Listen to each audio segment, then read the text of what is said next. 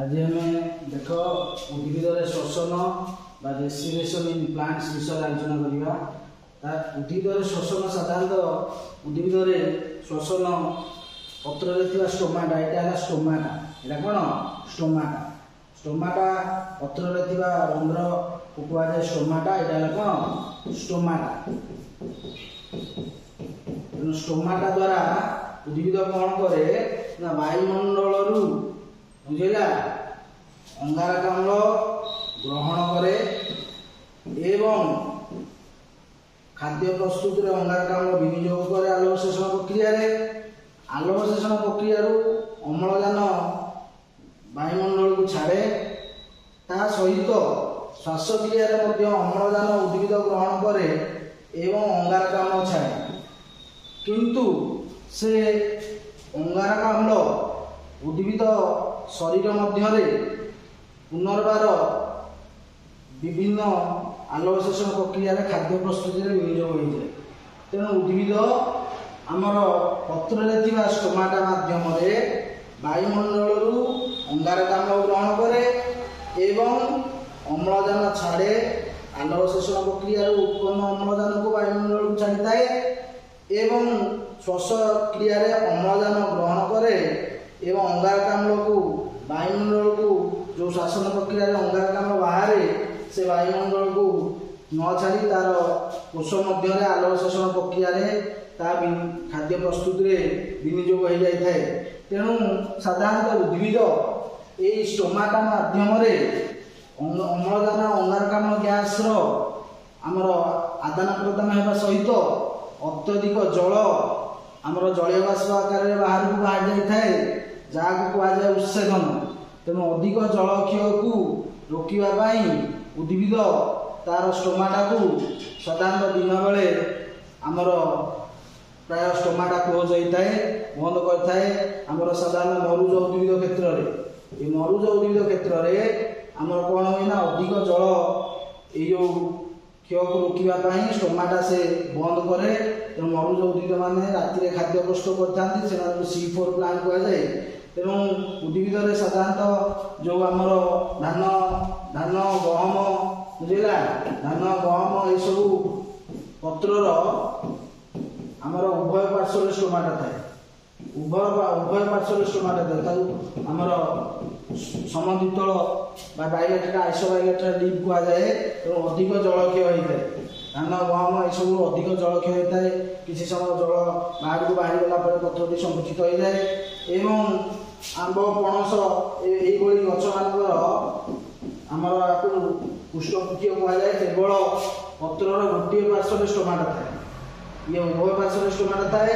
ये केवल कौन थाए गोटे पार्श्व स्टोमाटा थाए। तेणु उद्भिद साधारणतः पत्र स्टोमाटा द्वारा आमर अम्लजान और अंगारकाम्ल गैस विनिमय होता है। तेणु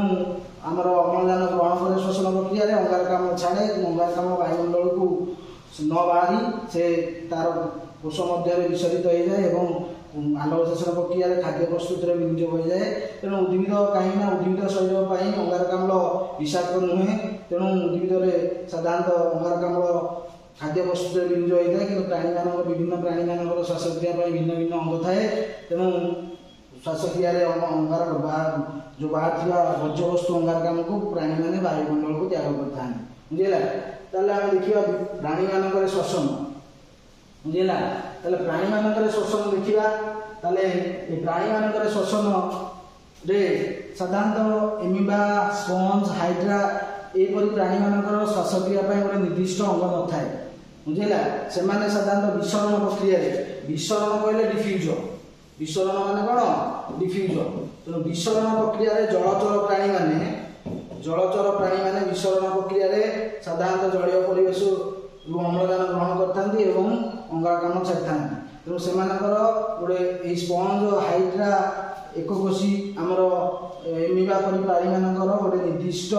श्वसन अंग न थाए। तेणु आमर छिद्रार प्राणी हाइड्रा एमानकर गोटे निर्दिष्ट श्वसन क्रिया अंग न थाए। एमाने सीधा सड़क विसरण प्रक्रिया जलीय परिवेश को अम्लजान ग्रहण करते अंगारकाम्ल छाड़ी जहाँकि उच्च सांद्रतार निम्न सांद्रता जलर कोष मध्य को अम्लजान प्रवेश करता है कोषरू अंगारकाम्ल बाहर को बाहर थाए जहाँफल से गोटे निर्दिष्ट आम श्वासक्रिया अंग न था बुझीगला। तेणु यही विसरण प्रक्रिया से सीधा सड़क अम्लजान ग्रहण कर उच्चतर जीव मानकर सब शरीर में विसरण प्रक्रिया संभव हो न था। तेणु से जो चयापचय प्रक्रिया जो बाहर थाए आमर शक्ति उत्पन्न बेले अंगारकाम्ल बाहर थाए से अंगारकाम्ल को बाहर करने गोटे निर्दिष्ट श्वासक्रिया अंग थाए बुझीगला। साधारणतः जिया जोक प्राणी मानकर श्वासक्रिया चर्म द्वारा श्वासक्रिया करती जियार चर्म साधारणतः उदाड़िया थाए तेणु उदा चर्म संपर्श जो आमर अम्लजान बाहर वायु जो संपर्श आसे से रिजल्व होना शरीर भितर को जाए तेणु जिया जोक एमानकर चर्म सब उदाड़िया थाए तेणु चर्म द्वारा जिया जोक परी प्राणी मैंने श्वासक्रिया करती है उदा चर्म संपर्श जो वायु आसता है से डिजल्व होना शरीर भितर को ग्रहण कर था बुझेगा। साधारणतः बेंग बेंग जातीय प्राणी माने बेंग उभय फुसफुस और मुख गहर द्वारा श्वासक्रिया करे चर्म द्वारा श्वासक्रिया करे एवं गाली द्वारा श्वासक्रिया करे ताले पूर्णांग अवस्था बेंग कौन करे ना फुसफुस द्वारा श्वासक्रिया करे क्या द्वारा श्वासक्रिया करे फुसफुस द्वारा बुझेगा। बेंगर लंग्स अच्छी फुसफुस द्वारा से वायुमंडल मुख गहर दे अम्लजान को ग्रहण करता है पूर्णांग अवस्था किंतु शीत सुक्ति समय जो हाइबरनेशन थाए शीत सुक्ति ये शीत सुक्ति समय बेंग कौन करे चर्म द्वारा श्वासक्रिया करे कौन करे चर्म द्वारा श्वासक्रिया करे एवं लार्भावस्था कौन करे ना गाली द्वारा श्वासक्रिया करे परीक्षा पड़ो बेंग किपरि श्वासक्रिया करे ताले बेंग पूर्णांग अवस्था मुख गहर फुसफुस द्वारा श्वासक्रिया करे आमर शीत सुक्ति समय चर्म द्वारा श्वासक्रिया करे एवं आमर लार्भावस्था टैडपोल समय से आमर गाली द्वारा श्वासक्रिया करे तेणु बेंग उभय फुसफुस चर्म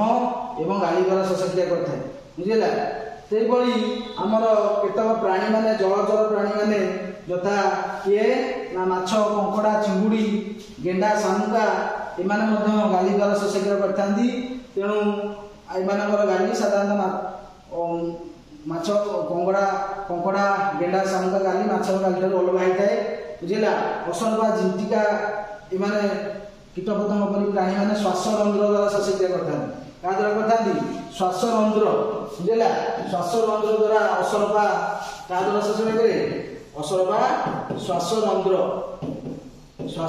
द्वारा श्वासक्रिया करे बुझिला। साधारणतः आमर मनीष कुकुर हाथी बेंग साप कुकुड़ा बतक आदि प्राणी माने फुसफुस द्वारा श्वासक्रिया करथांती क्या द्वारा श्वास करथांती फुसफुस द्वारा श्वासक्रिया करथांती। कुंभीर कईंच एमाने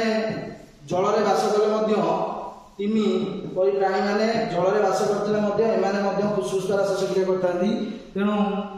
आमर कुंभीर देखियो पानी रे बुड़ीकिना रही तार मुंडटी ऊपर को रही है नाकटी बाहर को रही है कहीं वायुमंडल से अम्लजान ग्रहण कर कईंच अधिक समय पानी में रही बुड़ीकिना रही पारे ना बाहर को आसी था कहीं अम्लजान ग्रहण करने तेणु कईंच कुंभीर तिमी एमाने फुसफुस द्वारा श्वासक्रिया करथांती एवं आमर जो मनीषर जो श्वासक्रिया साधारणतः लंग्स द्वारा होता है एवं मनीषरे दुईटी लंग्स थाए तो मनीष को कहुए पल्मोनारी रेस्पिरेशन कौन कहुए पल्मोनारी रेस्पिरेशन मनीष श्वासक्रिया को कौन कहुए पल्मोनारी रेस्पिरेशन। तेणु साधारणतः विभिन्न प्राणी मैंने भिन्न भिन्न श्वासक्रिया अंग द्वारा श्वासक्रिया करते ये साधारणतः आमर लंग टाइप क्वेश्चन पढ़ो 4 मार्किया क्वेश्चन तो से 4टा पॉइंट दे लिखो है आमर परिफेरा छिद्रा एककोशी प्राणी मानक निर्दिष्ट श्वास भंग न थाए एमाने साधारणतः विसरण प्रक्रिया जलीय परिवेश सीधा सड़क अम्लजान को ग्रहण कर जिया जोक परी प्राणी मैंने चर्म द्वारा श्वासक्रिया करते साधारणतः आमर बेंग पूर्णांग अवस्था मुख गहर द्वारा एवं फुसफुस द्वारा श्वासक्रिया करता है एवं गर्भावस्था आम गाली द्वारा श्वासक्रिया करता है शीत छुट्टी समय बेंग चर्म द्वारा श्वासक्रिया करता है आम माछ कंकड़ा चिंगुड़ी मेढा शामुक एम सब गाली द्वारा श्वासक्रिया करता माछर गाली गाली ठार अलग थाए असरपा कीट मान श्वास रंध्र द्वारा श्वासक्रिया करता बतक कुकुड़ा मनीष साप एम सब फुसफुस द्वारा श्वासक्रिया करता कईच कुम्भीर तिमी परी प्राणी मैंने जल बास करते फुसफुस द्वारा श्वासक्रिया करता ये विभिन्न प्राणी मान श्वासक्रिया ये लंग टाइप क्वेश्चन पड़ो 3 मार्क क्वेश्चन पड़ो आम कहे जैविक जारण कौन कहे जैविक जारण कहे बायोलॉजिकल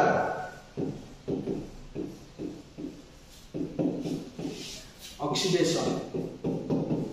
कौन कहे बायोलॉजिकल ऑक्सीडेशन ताले जैविक जारण बायोलॉजिकल ऑक्सीडेशन क्या कहुए ना आम कहे जीव कोष घटुवा दहन को कहुए जैविक जारण आम कहले कौन ना कोष मध्य कोशीय श्वसन द्वारा कोष मध्य ग्लुकोज खाद्यर जारण घटी थाए तेणु ग्लुकोज है खाद्य C6H12O6 प्लस 6O2 अम्लजान उपस्थिति कोष मध्य प्रक्रिया को कहुए जारण ऑक्सीडेशन एवं से कौन बाहर 6CO2 अंगारकाम्ल बाहर 6H2O जल बाहर ता सहित 38टा ATP बाहर ता सहित ताप बाहर ताले याको आमे श्वसन प्रक्रिया कहुए तेणु कोष मध्य खाद्य ग्लुकोज अम्लजान उपस्थिति जारित होता है एवं से शक्ति उत्पन्न होता है ताकू कहुए जैविक जारण एवं यह विभिन्न रासायनिक प्रक्रिया द्वारा होता है एवं से कौन होता है शक्ति एडेनोसाइन ट्राइफॉस्फेट ATP है कौन एडेनोसाइन ट्राइफॉस्फेट ये एडेनोसाइन ट्राइफॉस्फेट ATP को शक्ति मुद्रा कहुए एनर्जी करेन्स तेणु शक्ति खाद्य जारण घटी ATP आकार में उत्पन्न होता है तेणु ATP भांगी कौन है ना ADP adenosine diphosphate plus inorganic phosphate एवं 1 molecule of ATP भांगिले 30.5 kilo joule शक्ति उत्पन्न होता है एवं ये शक्ति कोषर थिबा माइटोकॉन्ड्रिया कौन माइटोकॉन्ड्रिया रे गच्छित होइना होता है माइटोकॉन्ड्रिया रे माइटोकॉन्ड्रिया को कहुए शक्ति केंद्र कौन कहुए शक्ति केंद्र कोषर शक्ति केंद्र powerhouse of the cell powerhouse of the कौन सेल कोषर शक्ति केंद्र क्या कहुए माइटोकॉन्ड्रिया को एवं कोषर शक्ति मुद्रा कौन कहुए शक्ति मुद्रा कहुए क्या ATP क्या कहुए ATP तेणु ATP भांगी एडेनोसाइन डाइफॉस्फेट गोटे फॉस्फेट बाहर जाए adenosine diphosphate ADP plus ADP और IP मिसिला ATP हुए एटा गोटे रिवर्स साइक्लिक रिएक्शन एवं गोटे molecule of ATP भांगिले 30.5 kilo joule शक्ति उत्पन्न होता है बुझेला तेणु जीव शरीर मध्य कोष मध्य खाद्यर दहन बा जारण घटी से शक्ति उत्पन्न होता है अंगारकाम्ल बाहर थाए ता सहित ताप बाहर थाए तेणु श्वसन हूँ गोटे ताप उत्पादी रासायनिक प्रतिक्रिया ताप उत्पादी प्रतिक्रिया श्वसन हूँ गोटे कौन ताप उत्पादी प्रतिक्रिया तेणु श्वसन प्रक्रिया ताप बाहर थाए तेणु श्वसन हूँ गोटे ताप उत्पादी प्रतिक्रिया बा आमर एक्सोथर्मिक रिएक्शन एवं ता सहित ग्लुकोज जारण घटी अम्लजान उपस्थिति से अंगारकाम्ल बाहर जल बाहर ता सहित शक्ति बाहर ATP आकार में 38टा ATP बाहर तेणु ATP को कहुए शक्ति मुद्रा एवं ATP भांगी ADP प्लस IP रे परिणत हुए एवं गोटे molecule of ATP भांगिले 30.5 kilo joule शक्ति उत्पन्न हुए एवं ये शक्ति जीवर कोषर थी माइटोकॉन्ड्रिया संचित होना रहे तेणु माइटोकॉन्ड्रिया को कोषर शक्ति केंद्र कहुए powerhouse of the cell एवं ATP की कोषर शक्ति मुद्रा कहुए थाए जहाँ आमर विभिन्न कार्य करने जीव बचाई शक्ति आवश्यक होता है तेणु खाद्यर जारण घटी से शक्ति उत्पन्न हुए तेणु जीव बचाई खाद्य दरकार जीव बचाई अम्लजान दरकार तेणु खाद्य अम्लजान ଦହନ କୋଷ ମଧ୍ୟରେ ହୋଇଥାଏ ଏବଂ ସେଥିରୁ ଅଙ୍ଗାରକାମ୍ଳ ବାହାରେ ଏବଂ ଶକ୍ତି ବାହାରେ, ତାକୁ କୁହାଯାଏ ଜୈବିକ ଜାରଣ। ତେଣୁ ଶ୍ୱସନକୁ ପ୍ରଭାବିତ କରୁଥିବା କାରକ, ଶ୍ୱସନକୁ ଫ୍ୟାକ୍ଟର୍ସ ଆଫେକ୍ଟିଂ ରେସ୍ପିରେସନ୍, ତାହେଲେ କିଏ ଶ୍ୱସନକୁ ପ୍ରଭାବିତ କରିବ ନା ଗ୍ଲୁକୋଜ। ଖାଦ୍ୟ ଉପାଦାନର ପରିମାଣ, ଯଦି ଆମେ ଖାଦ୍ୟ ଖାଇବା ନାହିଁ ତାର ଶକ୍ତି ପାଇପାରିବା ନାହିଁ, ବୁଝିଲା। ତେଣୁ ଗ୍ଲୁକୋଜ, ତା ସହିତ କ'ଣ ନା ଅମ୍ଳଜାନର ସାନ୍ଦ୍ରତା, ଯଦି ଅମ୍ଳଜାନର କନସେନ୍ଟ୍ରେସନ୍ ଲୋ ହୋଇଯିବ ସେତେବେଳେ ମଧ୍ୟ ଆମ ଶକ୍ତି ଉତ୍ପନ୍ନ ବାଧାପ୍ରାପ୍ତ ହୋଇଥିବ। ଆମେ ଯେତେବେଳେ ଯେକୌଣସି କାର୍ଯ୍ୟ କରୁଛେ, ବ୍ୟାୟାମ କରୁଛେ, ଧାଉଁଛେ, ଖେଳୁଛେ, ସେତେବେଳେ ମୋର ଏନର୍ଜି ଆମର ଦରକାର ହେଇଥାଏ, ସେତେବେଳେ ମୋର ଅକ୍ସିଜେନ୍ ଦରକାର ହେଇଥାଏ। ତେଣୁ ଆମର ସେତେବେଳେ ବ୍ରେଥିଂ ରେଟ୍ଟା ବଢ଼ି ଯାଇଥାଏ, ବ୍ଲଡ଼ ପ୍ରେସର ଆମର ସର୍କୁଲେସନ୍ ବି ବଢ଼ି ଯାଇଥାଏ। କାହିଁକି ନା ମୋର ଅକ୍ସିଜେନ୍ ରକ୍ତ ମାଧ୍ୟମରେ କୋଷ ନିକଟରେ ପହଞ୍ଚିଲେ ଯାଇ ସେଥିରୁ ଅଧିକ ଏଟିପି ଉତ୍ପନ୍ନ ହୋଇଥାଏ। ତେଣୁ ଅମ୍ଳଜାନର ସାନ୍ଦ୍ରତା, ଅଙ୍ଗାରକାମ୍ଳର ସାନ୍ଦ୍ରତା, ଯଦି ବାୟୁରେ ଅଙ୍ଗାରକାମ୍ଳ କନସେନ୍ଟ୍ରେସନ୍ ଅଧିକ ହୋଇଯିବ ତାହେଲେ ମଧ୍ୟ ଶ୍ୱସନ ପ୍ରକ୍ରିୟା ବାଧାପ୍ରାପ୍ତ ହୋଇଯିବ। ବର୍ତ୍ତମାନ ଯେହେତୁ ଏୟାର ପଲ୍ୟୁସନ୍ ହେଉଛି, ଅଙ୍ଗାରକାମ୍ଳ ସାନ୍ଦ୍ରତା ବଢ଼ିଯାଉଛି, ତେଣୁ ଆମକୁ କ'ଣ ହେଉଛି ନା ସାଧାରଣ ଭାବରେ ଅକ୍ସିଜେନ ଲେଭେଲ କମିଯାଉଛି, ଯାହାଫଳରେ ଆମେ ନିସ୍ତେଜ ହେଉଛି, ହାଲିଆ ହୋଇପଡ଼ୁଛି। ତେଣୁ ଖାଦ୍ୟ ଉପାଦାନର ପରିମାଣ ଏବଂ ଆମର ଅମ୍ଳଜାନର ସାନ୍ଦ୍ରତା, ଅଙ୍ଗାରକାମ୍ଳର ସାନ୍ଦ୍ରତା, କୋଷରେ ବିଭିନ୍ନ ଏଞ୍ଜାଇମ୍ର ଉପସ୍ଥିତି ଏବଂ ତାପମାତ୍ରା। ତେଣୁ ଅଧିକ ତାପମାତ୍ରାରେ ଆମର ଏଞ୍ଜାଇମ୍ ଗୁଡ଼ିକ ନଷ୍ଟ ହୋଇଯାଆନ୍ତି। ତେଣୁ ତାପମାତ୍ରା ମଧ୍ୟ ଶ୍ୱସନ ପ୍ରକ୍ରିୟାକୁ ଆମର ପ୍ରଭାବିତ କରିଥାଏ। କୋଷରେ ବିଭିନ୍ନ ବିପାଚକ ବା ଏଞ୍ଜାଇମ୍ର ଉପସ୍ଥିତି, କାହିଁକିନା ଏଞ୍ଜାଇମ୍ ଉପସ୍ଥିତିରେ ବିଭିନ୍ନ ପ୍ରକ୍ରିୟା ହୋଇଥାଏ, ଗ୍ଲାଇକୋଲାଇସିସ୍ ହେଉ, କ୍ରେବ୍ ଚକ୍ର ହେଉ, ଏମାନେ ସବୁ ଇଲେକ୍ଟ୍ରନ୍ ଟ୍ରାନ୍ସପୋର୍ଟ ସିଷ୍ଟମ୍, ଏସବୁ ବିଭିନ୍ନ ଏଞ୍ଜାଇମ୍ ଉପସ୍ଥିତିରେ ହୋଇଥାଏ। ତେଣୁ ବିଭିନ୍ନ ବାୟୋକେମିକାଲ ଆକ୍ଟିଭିଟି, ଆମର ମେଟାବଲିକ୍ ଆକ୍ଟିଭିଟି ପାଇଁ ଏଞ୍ଜାଇମ୍ ଦରକାର ହୋଇଥାଏ। ତେଣୁ ଏସବୁ ଗୁଡ଼ିକ ଆମର ଶ୍ୱସନକୁ ପ୍ରଭାବିତ କରିଥାଏ। ତେଣୁ ଶ୍ୱସନକୁ ପ୍ରଭାବିତ କରୁଥିବା କାରକ